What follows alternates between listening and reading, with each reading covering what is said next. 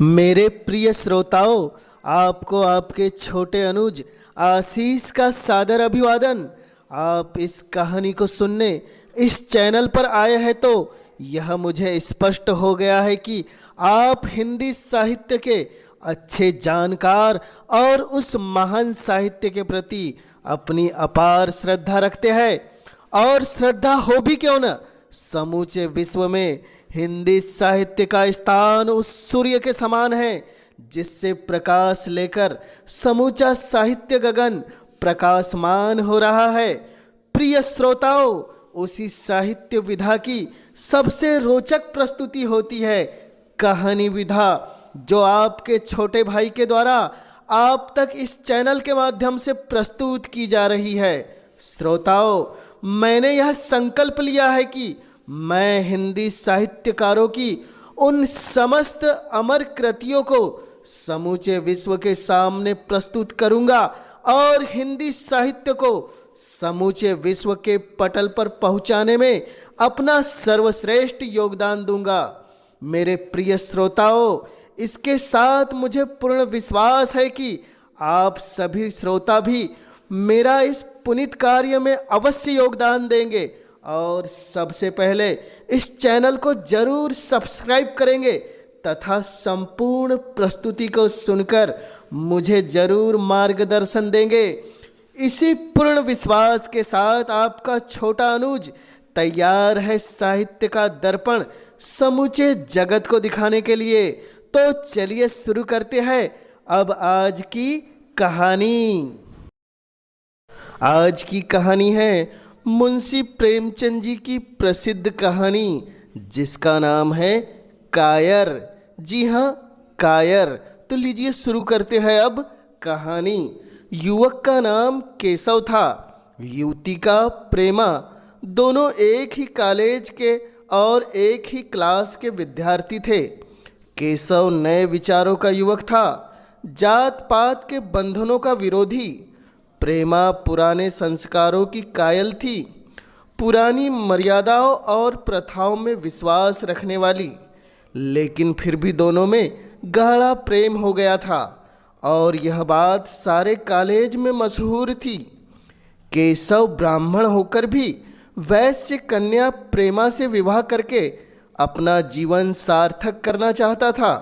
उसे अपने माता पिता की परवाह नहीं थी, कुल मर्यादा का विचार भी उसे स्वांग सा लगता था। उसके लिए सत्य कोई वस्तु थी तो प्रेमा, लेकिन प्रेमा के लिए माता पिता और कुल परिवार के आदेश के विरुद्ध एक कदम बढ़ाना भी असंभव था। शाम के समय दोनों एक दिन विक्टोरिया पार्क के एक निर्जन स्थान में आमने सामने हरियाली पर बैठे हुए थे। सैर करने वाले एक एक करके विदा हो गए, लेकिन ये दोनों अभी वहीं बैठे हुए थे। उनमें ऐसा प्रसंग छिड़ा हुआ था जो किसी प्रकार समाप्त ही नहीं हो रहा था। तब केशव ने झुंझलाकर कहा, प्रेमा, इसका अर्थ है कि तुम्हें मेरी कोई परवाह नहीं है। प्रेमा बोली, शांत हो जाओ केशव, तुम मेरे साथ अन्याय कर रहे हो। मैं इस विषय को माता पिता के सामने कैसे छेड़ूं, यह मेरी समझ में नहीं आ रहा। वे लोग पुरानी रूढ़ियों के भक्त हैं। मेरी तरफ से कोई ऐसी बात सुनकर मन में जो शंकाएं होगी उनकी तुम कल्पना कर सकते हो। केशव ने झुंझलाकर कहा, तो तुम भी उन्हीं पुरानी रूढ़ियों की गुलाम हो? प्रेमा बोली, नहीं केशव, ऐसी बात नहीं है। मैं उनकी गुलाम नहीं हूँ, लेकिन माता पिता की इच्छा मेरे लिए और सब चीज़ों से अधिक मान्य है। केशव बोला, इसका मतलब यह है कि तुम्हारा व्यक्तित्व कुछ नहीं है। प्रेमा बोली, ऐसा ही समझ लो। यह सुनकर केशव गुस्से में बोला, प्रेमा, मैं तो समझता था कि ये ढकोसले मूर्खों के लिए ही है, परंतु अब मुझे मालूम हो गया कि तुम जैसी विदुषियों भी उनकी पूजा करती है। जब मैं तुम्हारे लिए संसार छोड़ने को तैयार हूँ तो तुमसे भी यह आशा करता हूँ। प्रेमा ने सोचा, मेरी अपनी देह पर क्या अधिकार है? जिन माता पिता ने अपने खून से मेरी सृष्टि की है और अपने स्नेह से उसे पाला है, उनकी मर्जी के खिलाफ कोई काम करने का उसे क्या अधिकार है? प्रेमा दीन भाव से बोली, केशव, क्या प्रेम स्त्री और पुरुष के रूप में ही रह सकता है, मैत्री के रूप में नहीं? मैं तो आत्मा का बंधन समझती हूँ। केशव ने कठोर भाव से कहा, इन दार्शनिक विचारों से तुम मुझे पागल कर दोगी प्रेमा। बस तुम इतना समझ लो कि मैं निराश होकर जिंदा नहीं रह सकता। मैं प्रत्यक्षवादी हूँ और कल्पनाओं के संसार में प्रत्यक्ष का आनंद उठाना मेरे लिए असंभव है। यह कहकर उसने प्रेमा का हाथ पकड़ लिया। प्रेमा ने झटके से अपना हाथ छुड़ाया और बोली, नहीं केशव, मैं कह चुकी हूँ कि मैं स्वतंत्र नहीं हूँ। तुम मुझसे वह चीज मांगो जिस पर मेरा अधिकार नहीं है। केशव ने प्रेमा को कठोर शब्द कहे होते तो भी उसे इतना दुख न हुआ होता। एक क्षण तक वह मन मारे बैठा रहा, फिर उठकर निराशा भरे स्वर में बोला, ठीक है प्रेमा, जैसी तुम्हारी इच्छा। यह कहकर वह वहाँ से चुपचाप चला गया। रात को भोजन करके प्रेमा जब अपनी माँ के साथ लेटी तो उसकी आंखों में नींद न थी। केशव ने उसे एक ऐसी बात कह दी थी जो चंचल पानी में पड़ने वाली छाया की तरह उसके दिल में छाई हुई थी।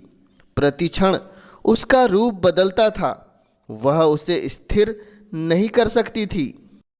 माता से कहे तो कैसे कहे, शर्म से मुंह बंद कर देती थी।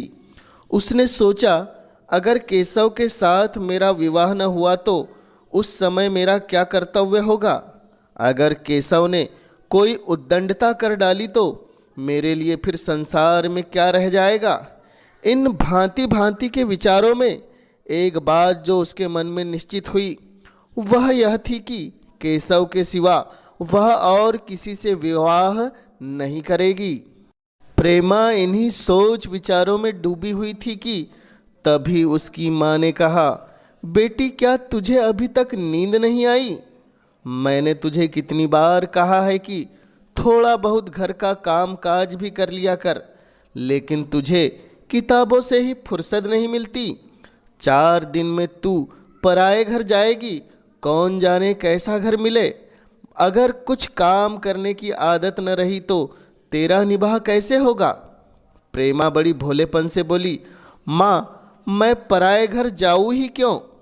माता ने मुस्कुराकर कहा, बेटी, लड़कियों के लिए यह तो सबसे बड़ी विपत्ति है। माँ बाप की गोद में पलकर ज्यों ही सयानी हुई दूसरों की हो जाती है। अगर अच्छे लोग मिले तो जीवन आराम से कट गया, नहीं तो रो धोकर दिन काटना पड़ता है। सब कुछ भाग्य के अधीन है। अपनी बिरादरी में तो मुझे कोई घर नहीं भाता, कहीं लड़कियों का आदर नहीं, लेकिन करना तो बिरादरी में ही पड़ेगा। न जाने जात पात का बंधन कब टूटेगा। माँ की बात सुनकर प्रेमा बोली, माँ, कहीं कहीं तो बिरादरी के बाहर भी विवाह होने लगे हैं। उसने कहने को तो कह दिया, लेकिन उसका हृदय काँप रहा था कि माताजी कुछ भाप न जाए। यह सुनकर माता ने विस्मय से पूछा, तो क्या हिंदुओं में ऐसा हुआ है? फिर उसने अपने आप उस प्रश्न का जवाब भी दिया, और 2-4 जगह ऐसा हो भी गया, सो उससे क्या होता है? प्रेमा चुपचाप रही, उसने इसका कोई जवाब नहीं दिया। उसे डर था कि कहीं माता उसका आशय समझ न जाए। उसका भविष्य एक अंधेरी खाई की तरह उसके सामने मुंह खोले खड़ा था, मानो उसे निगल जाएगा। फिर न जाने उसे कब नींद आ गई, पता ही नहीं चला। अगले दिन प्रातःकाल प्रेमा सोकर उठी तो उसके मन में एक विचित्र साहस का उदय हो गया था। सभी महत्वपूर्ण फैसले हम आकस्मिक रूप से कर लिया करते हैं, मानो कोई दैवी शक्ति हमें उसकी ओर खींच ले जाती है। वही हालत प्रेमा की थी। कल तक वह माता पिता के निर्णय का मान्य समझती थी, लेकिन संकट को सामने देखकर उसमें उस वायु की हिम्मत पैदा हो गई जिसके सामने कोई पर्वत आ गया हो। वही मंद वायु प्रबल वेग से पर्वत के मस्तक पर चढ़ जाती है और उसे कुचलती हुई दूसरी तरफ पहुंचती है। प्रेमा मन ही मन सोच रही थी, माना यह देह माता पिता की है, लेकिन आत्मा तो मेरी है।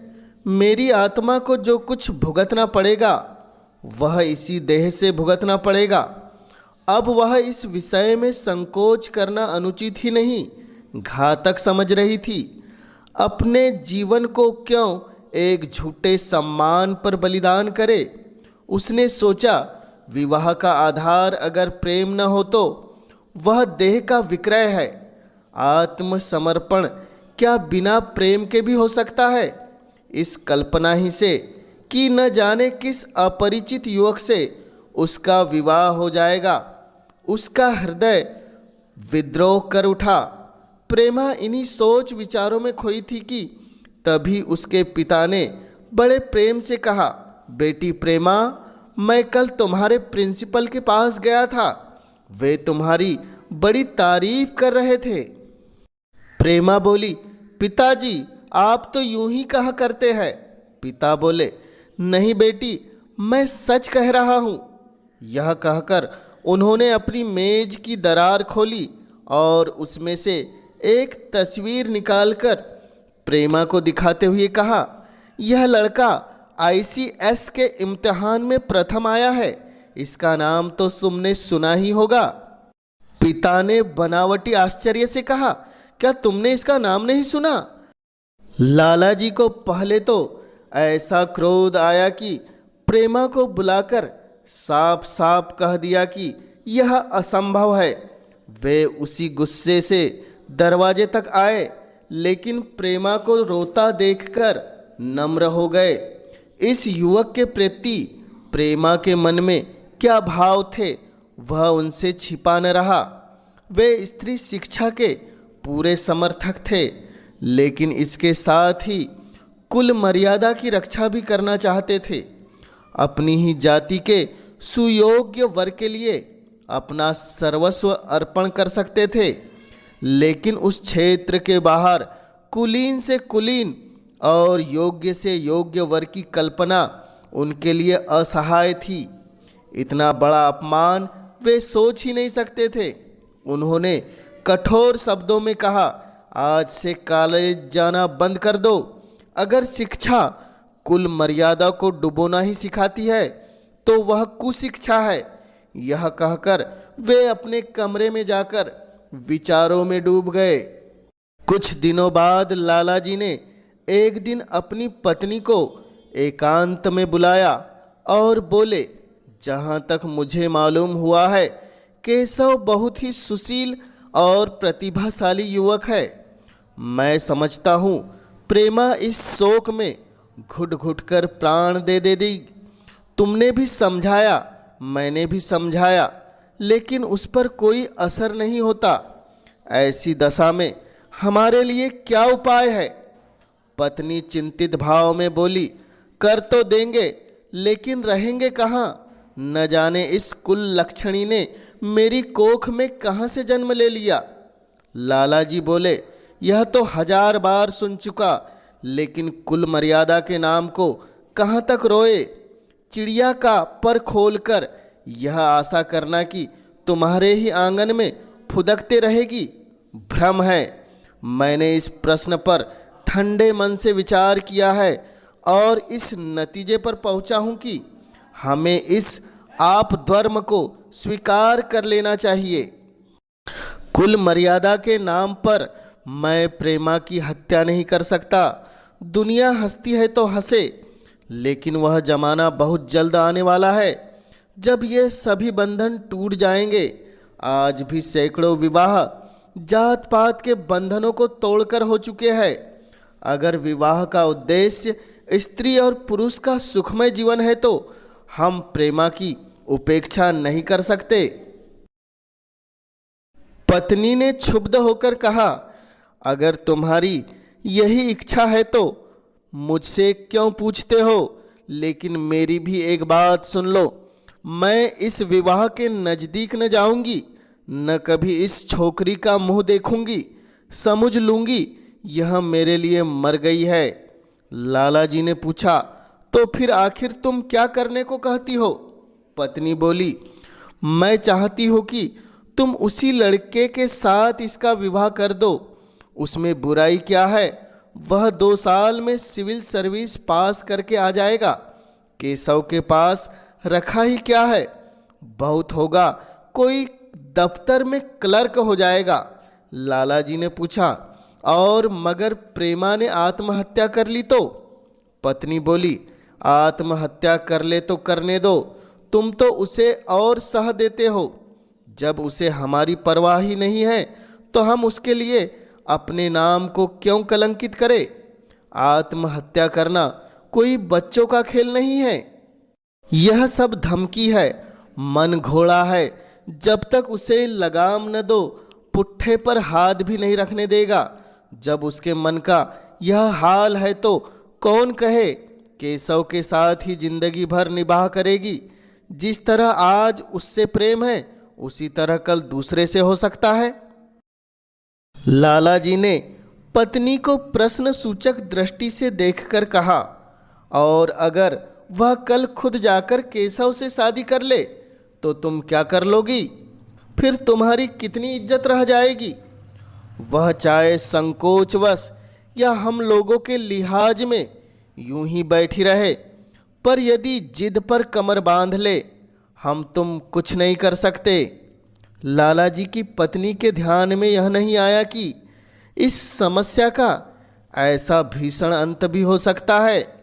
एक क्षण तो वह अवाक बैठी रह गई, मानो इस आघात ने उसकी बुद्धि की धज्जियां उड़ा दी हो। फिर पराभूत होकर बोली, तुम्हें अनोखी ही कल्पनाएं सूझती है। मैं तो आज तक कभी भी नहीं सुन पाई कि किसी कुलीन कन्या ने अपनी इच्छा से विवाह किया है। यह सुनकर लाला जी बोले, तुमने न सुना हो, लेकिन मैंने सुना है और देखा है। ऐसा होना बहुत संभव है। पत्नी बोली, तो जब ऐसा होना है तो इससे तो यही अच्छा है कि हम ही इसका प्रबंध करें। जब नाक कट ही रही है तो तेज छुरी से क्यों न कटे? कल केशव को बुलाकर देखो क्या कहता है। केशव के पिता सरकारी पेंशनर थे और मिजाज के चिड़चिड़े और कृपण थे। धर्म के आडंबरों में ही उनके चित्त को शांति मिलती थी।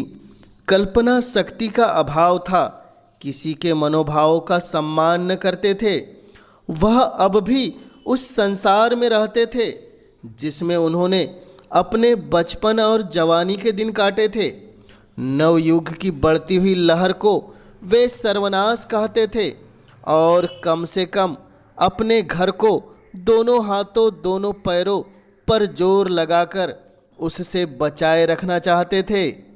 जब एक दिन प्रेमा के पिता उनके पास पहुँचे और केशव से प्रेमा के विवाह का प्रस्ताव किया तो केशव के पिता अपने आपे में न रह सके।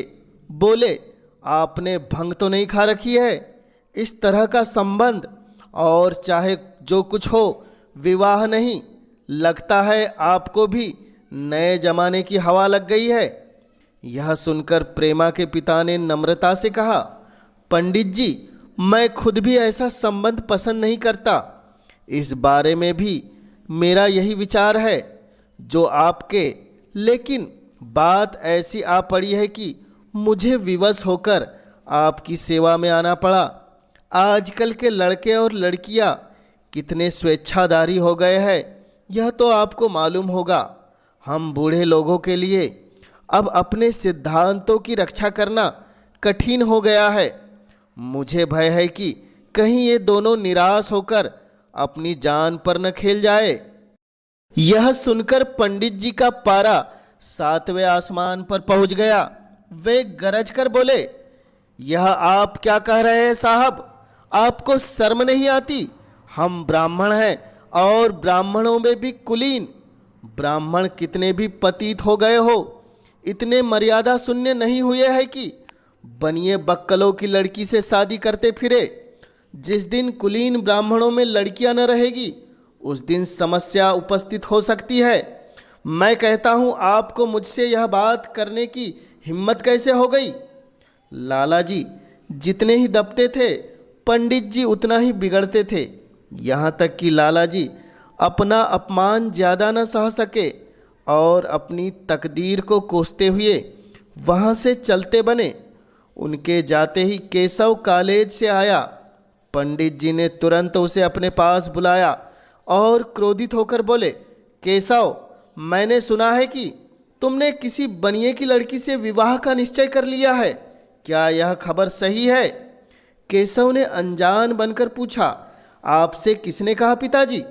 पंडित जी बोले, किसी ने भी कहा हो, लेकिन मैं पूछता हूँ यह बात सही है या गलत? अगर सही है और तुमने अपनी मर्यादा को डुबाना निश्चित कर लिया है तो तुम्हारे लिए इस घर में कोई जगह नहीं। तुम यह अनीति करके मेरे घर में कदम नहीं रख सकते। शाम तक प्रेमा के पत्र का कोई जवाब नहीं आया। उसके माता पिता बार बार पूछते थे, केशव नहीं आए? वे द्वार की ओर आंखें लगाए बैठे थे। यहाँ तक कि रात के 9 बज गए, लेकिन न तो केशव ही आए न उनका पत्र। प्रेमा के मन में तरह तरह के संकल्प विकल्प उठ रहे थे। कदाचित उन्हें पत्र लिखने का अवकाश न मिला होगा, या आज आने की फुर्सत न मिली होगी। कल अवश्य आ जाएंगे। केशव ने पहले उसके पास जो प्रेम पत्र लिखे थे उन सब को उसने फिर पढ़ा। उनके एक एक शब्द में कितना अनुराग टपक रहा था, उनमें कितना कंपन था, कितनी विकलता, कितनी तीव्र आकांक्षा। फिर उसे केशव के वे वाक्य याद आए जो उसने सैकड़ों बार कहे थे। कितनी बार वह उसके सामने रोया था। इतने प्रमाणों के होते हुए निराशा के लिए कहाँ स्थान था, लेकिन फिर भी सारी रात उसका मन जैसे सूली पर टंगा रहा। प्रातःकाल केशव का जवाब आया। प्रेमा ने कांपते हुए हाथों से पत्र पढ़ा। पढ़ते ही पत्र हाथ से गिर गया। मालूम हुआ मानो उसके शरीर का रक्त स्थिर हो गया हो। लिखा था, प्रेमा, मैं बहुत बड़े संकट में हूँ कि तुम्हें क्या जवाब दूँ। मैंने इस समस्या पर काफ़ी ठंडे दिमाग से विचार किया है और इस नतीजे पर पहुँचा हूँ कि वर्तमान दशाओं में मेरे लिए पिता की आज्ञा की उपेक्षा करना दुस्साहस है। मुझे कायर मत समझना। मैं स्वार्थी भी नहीं हूँ, लेकिन मेरे सामने जो बाधाएं हैं उन पर विजय पाने की शक्ति मुझ में नहीं है। पुरानी बातों को भूल जाओ। उस समय मैंने इन बाधाओं की कल्पना न की थी। प्रेमा ने एक गहरी सांस ली और उस पत्र को फाड़कर फेंक दिया। उसकी आंखों से अश्रुधारा बहने लगी। जिस केशव को उसने अपने अंतःकरण से वर समझ लिया था वह इतना निष्ठुर हो जाएगा, इसकी उसने रत्ती भर भी आशा न की थी। ऐसा मालूम पड़ा मानो अब तक वह कोई सुनहरा सपना देख रही थी, लेकिन आँख खुलने पर वह सब कुछ अदृश्य हो गया। जीवन में जब आशा ही लुप्त हो गई तो अब अंधकार के सिवा और क्या रहा। अपने हृदय की सारी संपत्ति लगाकर उसने एक नाव लदवाई थी। वह नाव जलमग्न हो गई। अब दूसरी नाव कौन वहाँ से लदवाए? अगर वह नाव टूटी है तो उसके साथ वह भी डूब जाएगी। माता ने पूछा, क्या केशव का पत्र है? प्रेमा बोली, हाँ, उनकी तबीयत ठीक नहीं। इसके सिवा वह और क्या कहे। केशव की निष्ठुरता और बेवफाई का समाचार कहकर लज्जित होने का साहस उसमें नहीं था। पूरा दिन वह घर के काम धंधों में लगी रही, मानो उसे कोई फिक्र ही न हो। रात को उसने भोजन बनाया और सबको खिलाकर खुद भी भोजन किया और काफ़ी देर तक हारमोनियम पर गाती रही। लेकिन सवेरा हुआ तो कमरे में उसकी लाश पड़ी हुई थी। प्रभात की सुनहरी किरणें उसके पीले मुख को जीवन की आभा प्रदान कर रही थी। यह कहानी आपको कैसी लगी कमेंट्स के माध्यम से हमें ज़रूर बतलाएं और जन जन तक हिंदी साहित्य की गाथा को पहुंचाने में अपना योगदान देने इस चैनल को अवश्य सब्सक्राइब कीजिए ताकि आपके सहयोग से मैं हिंदी साहित्य की महान रचनाओं को जन जन तक पहुंचाने के लिए हमेशा उत्साहित रह सकूं। आप सभी श्रोताओं का पुनः इस चैनल से जुड़ने के लिए हृदय की गहराई से बहुत बहुत आभार।